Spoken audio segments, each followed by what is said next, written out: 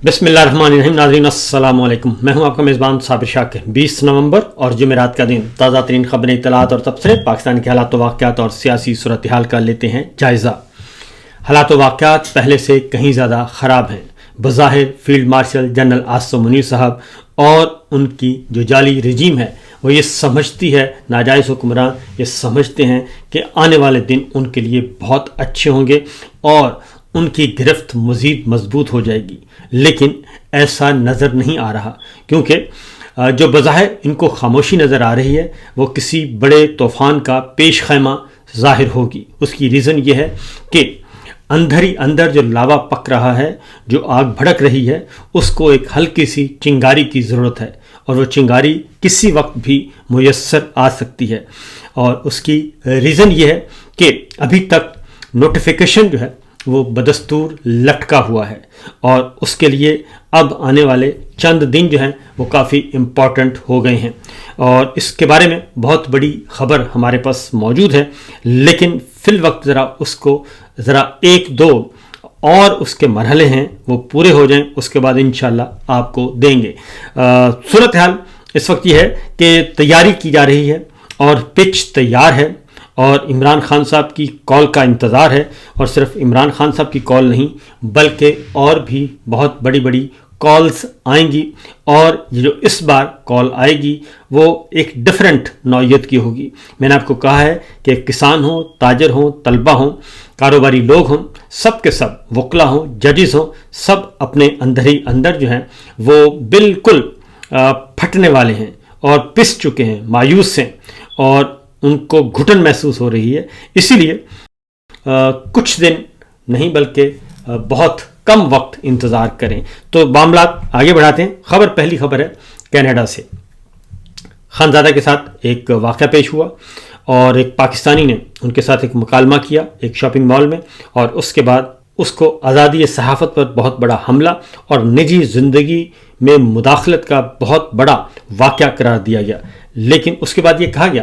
और ख़ास तौर पे अता तारड़ साहब की तरफ से ये स्टेटमेंट आया कि हमने पता लगा लिया है और अब हम उसको कैफ़रे किरदार तक पहुंचाएंगे। तो उससे पहले कि वो कैफ़रे किरदार तक पहुंचाया जाता, शाहिद भट्टी साहब ख़ुद मीडिया में आ गए और उन्होंने इंटरव्यू भी दिया, प्रोग्राम सियासत पीके पे इंटरव्यू दिया और उन्होंने धड़ल्ले से अपने मौक़िफ़ और अपने एक्ट का जो है वो दिफा किया और उन्होंने बताया कि मैं कनाडा में एक आज़ाद शहरी हूँ और ये मेरा बाल भी बिका नहीं कर सकते क्योंकि मैंने कोई कैनेडियन कानून के ख़िलाफ़ वर्जी नहीं की। और फिर अगली इतला आई कि कैनेडियन हुक्काम ने ये कहा है कि हरासानी का कोई सबूत नहीं मिला और शाहिद भट्टी के ख़िलाफ़ किसी किस्म की कार्रवाई से इनकार कर दिया और उन्होंने कहा कि ये हरासानी का वाक़या नहीं है।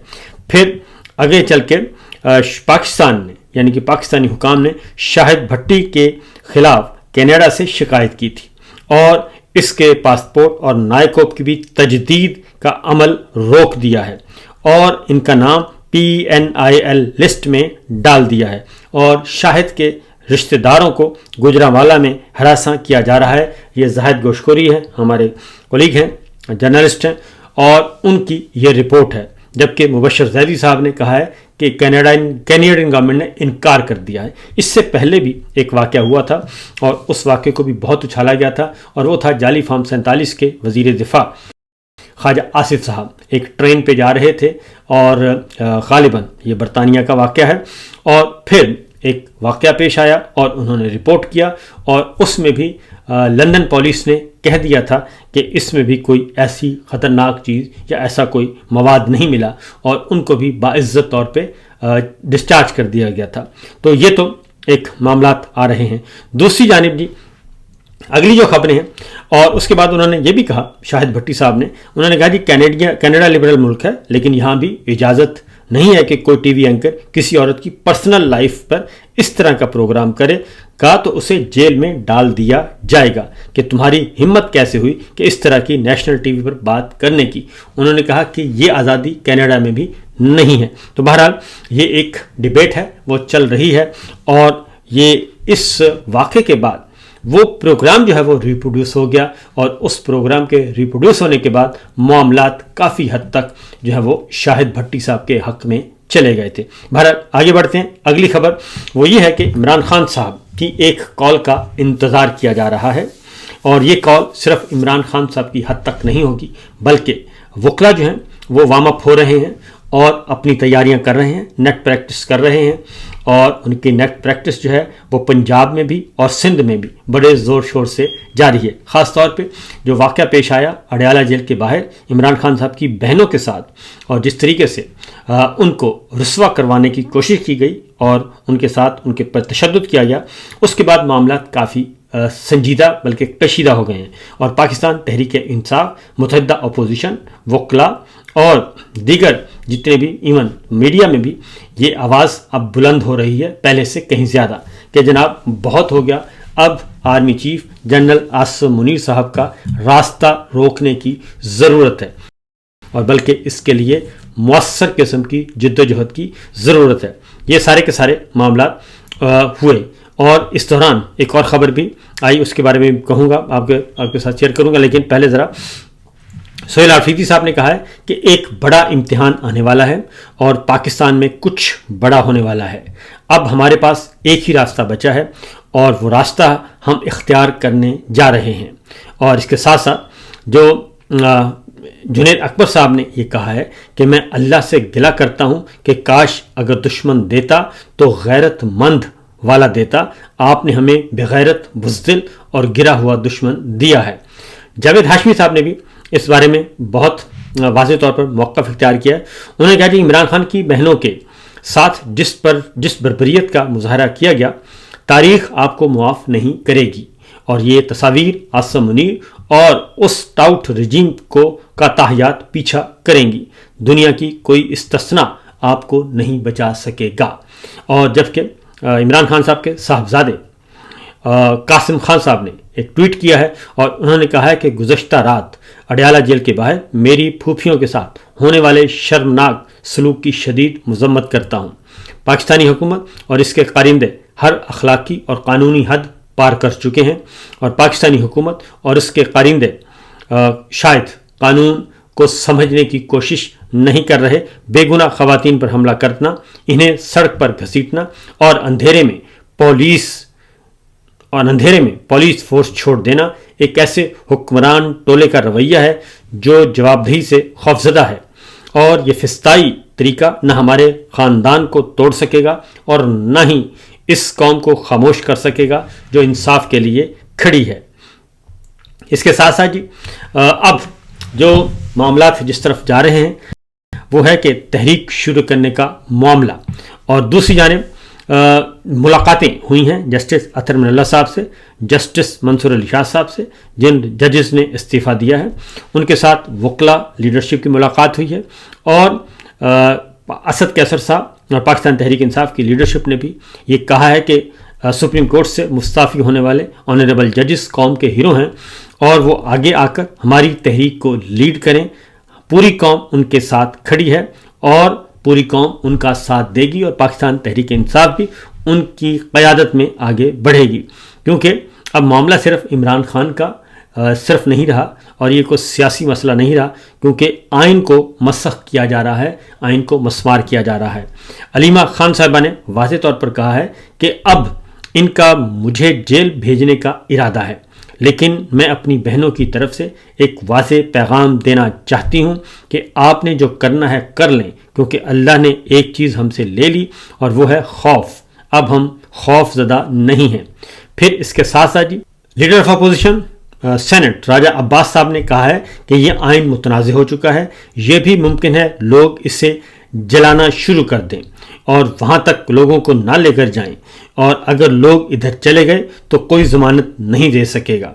جبکہ دوسری جانب لیڈر آف اپوزیشن قومی اسمبلی محمود خان اچکزئی صاحب نے کہا ہے کہ یہ قاتلوں اور دہشت گردوں کی حکومت ہے جس نے 25 کروڑ عوام کو دہشت زدہ کر کے بندوق کے زور پر تحریک انصاف کا مینڈیٹ چوری کیا ہے۔ اب محمود خان اچکزئی صاحب نے یہ بھی کہا کہ اب وقت آ گیا ہے کہ ہمارا آئین ایسی قانون سازی کی مخالفت کرتا ہے جو اسلام کے خلاف ہو، لیکن 27ویں ترمیم نے اسے غیر مؤثر کر دیا ہے۔ تحریک تحفظ آئین پاکستان کا 21 نومبر کو 27ویں غیر آئینی ترمیم کے خلاف یوم سیاہ منانے کا اعلان آ گیا ہے، یعنی کہ کل جمعۃ المبارک کو یوم سیاہ منایا جائے گا پورے ملک میں، اور اس میں وکلا بھی اس میں شامل ہو گئے ہیں۔ اور وکلا کی طرف سے جو منیر ملک صاحب، انہوں نے کہا ہے کہ ہم صرف سپریم کورٹ آف پاکستان کو اپیکس کورٹ مانتے ہیں، کیونکہ آئین کے اندر صرف ایک اپیکس کورٹ ہے اور وہ ہے سپریم کورٹ، لہٰذا کسی اور عدالت کو، یعنی یہ جو غیر آئینی عدالت قائم کی گئی ہے، اس کو ہم نہیں مانتے۔ اس کے بعد وکلا لیڈرز نے آل پاکستان کنونشن ہوا اور اس میں یہ مطالبہ کیا ہے کہ صدر مملکت اور فیلڈ مارشل کو استثناء دینے کا اقدام مسترد کیا ہے، اور آل پاکستان لائرز ایکشن کمیٹی کی وکلا کو آئینی عدالت کے بائیکاٹ کی ہدایت کر دی ہے۔ رابعہ باجوہ نے کہا ہے کہ صرف آئینی عدالت کے ججز کا نہیں بلکہ ان کی فیملی تقریبات کا بھی بائیکاٹ کیا جائے۔ یہ صورتحال اس وقت آہستہ آہستہ بڑھ رہی ہے، اور معاملات جو فیڈرل غیر قانونی عدالت بنائی گئی ہے، اس عدالت کو کوئی بھی تسلیم کرنے کے لیے تیار نہیں ہے۔ اب آتے ہیں، ذرا آپ کو تھوڑا سا آگے معاملات کو لے کے چلتے ہیں۔ اس وقت پاکستان تحریک انصاف، میں نے جیسے بتایا، پاکستان تحریک انصاف، متحدہ اپوزیشن، بلوچستان، خیبر پختونخوا کی جماعتیں اور پاکستان تحریک انصاف، اور سندھ میں بھی ایک مؤثر طور پہ ایک آواز اٹھائی جا رہی ہے، اور لاہور میں، پنجاب میں، سندھ میں، خیبر پختونخوا میں وکلا نے، بلوچستان میں وکلا نے تیاریاں شروع کی ہوئی ہیں، اور آپس میں ایک کوارڈینیشن قائم کی جا رہی ہے تاکہ اگلی جو کال آئے وہ بہت ہی مؤثر ہو اور احتجاج کی کال۔ اور اس کے لیے شاہد خٹک صاحب نے یہ اشارہ دیا ہے، انہوں نے کہا ہے کہ خیبر پختونخوا میں پچ بالکل تیار ہے اور عمران خان صاحب کی کال آنے دیں، 10 منٹ کا بھی انتظار نہیں کریں گے۔ اور جبکہ وزیر اعلیٰ خیبر پختونخوا سہیل افریدی نے کہا ہے کہ اب جو ہم جس طرف یہ ہمیں لے کر جا رہے ہیں وہ کسی سے صورتحال سنبھالی نہیں جائے گی، اور یہ آنے والے دنوں میں ہو کر رہے گا۔ ایک اور اس دوران بڑی خبر آئی ہے اور وہ انکشاف کیا ہے جناب احمد نورانی صاحب نے امریکہ سے۔ انہوں نے کہا ہے کہ مریم نواز اور نواز شریف کے جنرل فیض حمید صاحب سے رابطے تھے، اور جنرل فیض حمید صاحب نے مکمل طور پر فیسیلیٹیٹ کیا تھا مریم نواز اور نواز شریف صاحب کو جیل سے نکالنے میں۔